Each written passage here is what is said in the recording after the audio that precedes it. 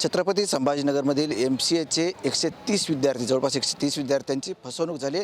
त्यांची आज खरं तर परीक्षा होती आणि त्यांना हॉल तिकीट न मिळाल्यामुळे ते परीक्षेला मुकलेले आहेत आणि त्यांचं भविष्य आता अधांतरी आहे।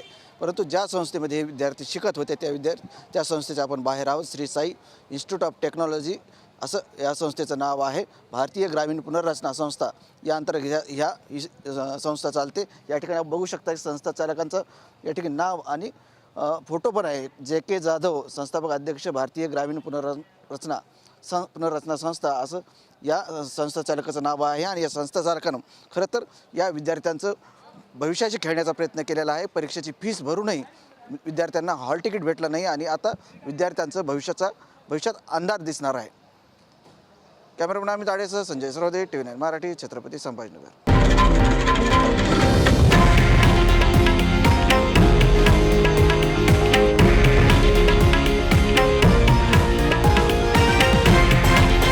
हे आहे देशातील नंबर 1 न्यूज नेटवर्क आणि आपण पाहत आहात TV9 मराठी, एकमेव।